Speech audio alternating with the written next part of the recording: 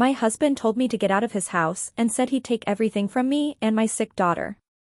So I smiled and let him believe he had already won. My husband filed for divorce on a Tuesday evening. No warning. No argument. No discussion. He walked into the kitchen, loosened his tie, sat across from our 8-year-old daughter, and said it like he was reading a grocery list. I want everything. The house. The money. The accounts. You have 48 hours to leave. Then he looked at my daughter. And he said something I will never forget. I don't need you, or your stinky, sick kid. Hazel burst into tears. I held her while my world collapsed and my husband looked annoyed, like our pain was slowing him down. That was the moment my marriage died. But it was also the moment my husband made the biggest mistake of his life. Because 7 weeks later, standing in a courtroom, watching his lawyer's hands shake as he flipped through documents he didn't recognize, I realized something. I had already won. The doorbell rang that night. It was my mother-in-law. She walked in without knocking, tape measure in hand, measuring windows for new curtains, while my daughter cried in my arms. She congratulated Vincent for finally getting rid of the gold digger. She told him she was proud. 2 days later, Vincent gave me 48 hours to leave his house. The house I helped build. The house my grandmother's inheritance paid for. The house where I raised our daughter. I didn't sleep that night. I sat on Hazel's bed, listening to her wheeze, wondering how my life collapsed so completely. While packing the next morning, I found a bank statement behind Vincent's nightstand.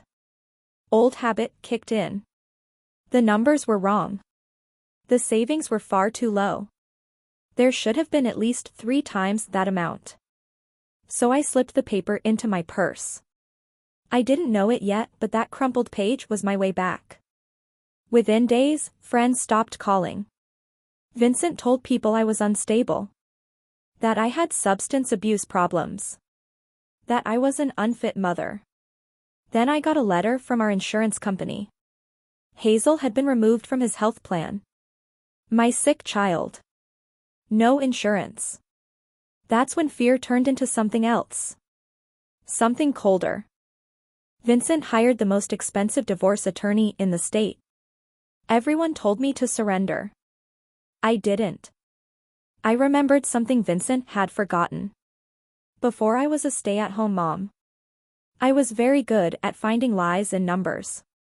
And Vincent's numbers were screaming. Hidden accounts. Shell companies.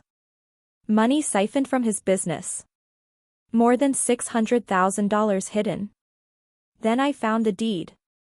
My grandmother's $175,000 paid the down payment. My name wasn't on the house. He stole it. My lawyer told me to act defeated. So I did. I let Vincent think I was scared. I let his lawyer get comfortable. And comfortable people make mistakes. By the time we walked into court, I had proof of fraud, a proof of hidden assets, a proof of tax evasion, a proof of marital theft, and witnesses. Including his own secretary. Vincent walked in smiling. His lawyer Bradley Whitmore never loses. Until that day. The judge watched his confidence collapse document by document.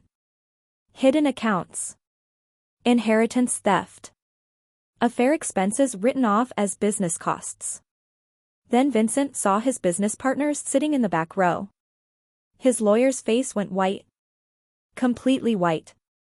Full custody of Hazel to me, the house legally mine, 70% of all marital assets mine, full medical coverage ordered immediately, federal investigations followed. His assets were frozen. His mistress disappeared. His mother deleted her posts. And Vincent? The man who wanted everything. Lost it all. Hazel and I moved back home. Our home.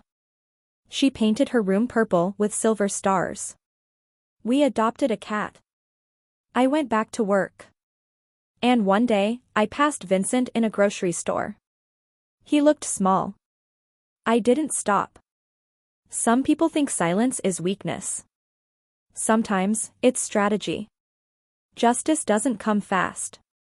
But when it comes complete.